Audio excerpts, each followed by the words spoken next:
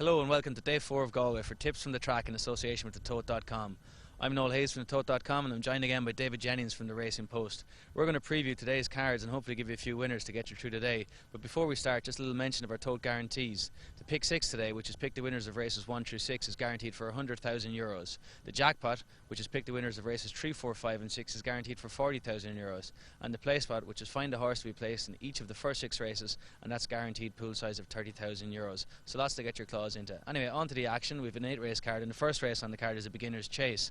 An open looking contest, I would think it's fair to say. David, what are your thoughts on this? Yeah, it's a tricky enough start to the card really. It's great to see a chase so early on in the card. We all love them two fences down in the dip. It makes it that bit a little bit more exciting. But the one I like in this is Jarab of Andy Lynch's. I reported in Down Royal a few weeks ago and there was a beginner's chase that day, and I think in the analysis I said it was probably one of the worst beginner's chases of the year. As it transpired, Butney Rock won it. Looked like winning yesterday the Latin Quarter chase, led into the home straight and was very, very lucky to beat a horse called Jarab, who actually goes in this race. Jarab made an absolute mess of the second last, made a mess of the last as well, almost got back up.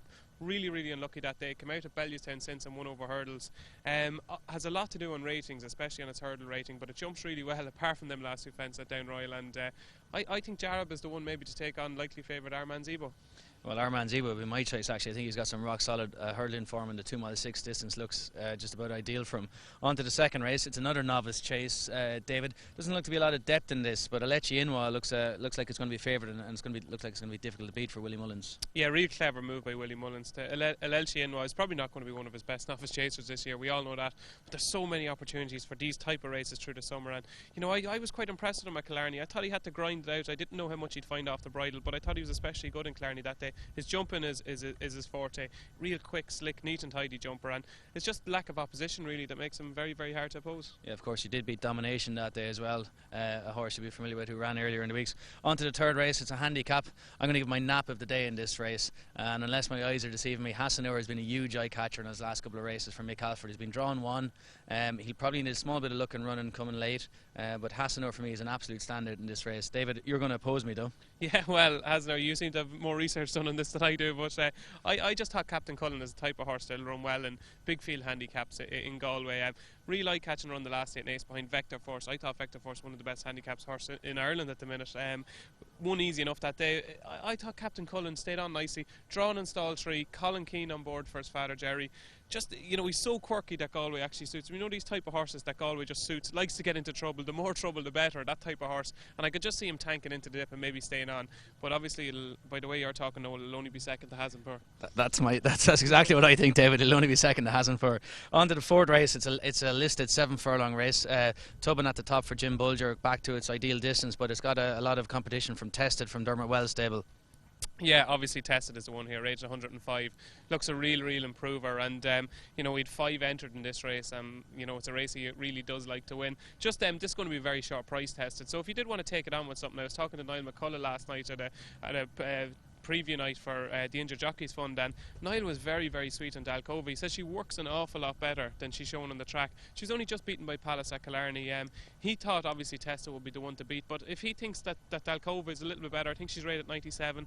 Obviously that's a fair bit to make up, but if you're looking for a bet each way, or there's so many markets without the favourite and maybe without 2, Dalcova would be the one for me. Very good. The next is a novice hurdle. I think myself and David both go for the same selection here. I'll give my reasoning. Pink Hat is the horse for Willie Mullins. Will absolutely love the top of the ground. 2.5 mile looks ideal for it. David, I think you endorse that. I do indeed, yeah. Pink Hat looks the one here. It looks to be a level above the others, you know, has solid form and even ran well on the flat the last day at Killarney as well. Again, like Tested though, it's going to be a pretty short price, and the one maybe each way, and again with it betting without has done a posty from the Fatty stable, and I just thought that might be one that might go well at a big enough price, probably be 14 or 16 to 1. The next race, of course, is the feature race of the day. It's the Guinness Galway Hurdle, which is the richest handicap hurdle in Europe. A lot of prize money up for grabs. Very, very open and competitive affair.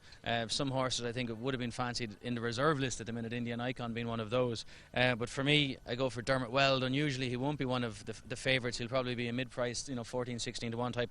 Hizabat. He's a Grade 1 juvenile winner. and I think he's reasonably well treated against that sort of form. But David, again, you oppose me with a horse called the Game Changer. Well, yeah, I just thought the Game Changer is it's a type of race that should suit the Game Changer. Travels really well. Thought it ran really well at a couple of big festivals. Ran well at Killarney, was second the horse of Ado McGuinness's, and then even at Punchestown, it travelled really well that day in the big handicap hurdle on the first day. Finished fourth. Talking to Charlie Swan, he's really happy. Again, it's just a type of race that will suit this type of horse, because you want a horse that's going to travel and bring you into the race. Kevin Sexton takes off £5. Real bonus that is. Kevin is a top rider, and he's at the top of his game at the minute. So again, Hizabat, I'd agree with you, has certainly a decent chance, and Thomas Edison is obviously going to be the buzz horse. The way people are talking, this is going to go off a very sharp price, but he's very unreliable. He probably has the ability to win it, but the price is gone, so I'd be with the Game Changer. Very good. The next is a 1.5 mile handicap. I think it's best described as a trappy affair. Sharjah for Andrew Slatter would be my selection, but I'll be honest and say I wouldn't carry an awful lot of confidence. David, what do you think of this race? Yeah, very tricky. I was just having a stab at the dark, really, at Grandma Dottie of Charlie Swans again. I've gone for 2 Charlie Swan winners. Yeah, Chris Hayes has been booked. I just think it might have been put away for this race. Less exposed. A lot of these, like Sharjah, they're pretty much exposed. I'm not shooting you down or anything, Noel, but I just think a lot of them are very exposed. Grandma Dottie is probably the one with a little bit of scope for improvement off our mark. Yeah, for sure. The last race is a bumper, and we both go for the same selection, but he looks to have rock solid credentials. Ran an exceptional race in Fairyhouse, I think, but that's Clondaw Farmer for the Shark. You might just talk a little bit more about him, David. Yeah, obviously ran in the race and post point-to-point bumper at Fairyhouse. Always a cracking race. Was second to Free Expression, and I actually thought I'd be a big fan of Patrick Mullins, but I didn't think it was one of his finer moments. I thought he got trapped a little bit in behind, and talking to the Shark, who was obviously the most confident man in Ireland, he thinks he'll never put you off him anyway. No, he wouldn't. He thinks they'll still be coming out of the dip when he's passing the line. So Clondaw Farmer, he says it's the best bumper horse that he's ever had. Now, he might have said that about a few horses before, but at this present moment in time, he's the best bumper horse he's ever had. So it'd be Clondaw Farmer for me. There's a rule of interpretation when talking to the Shark about horses. It's the best horse since the last best horse he had, but this one does have rock solid credentials.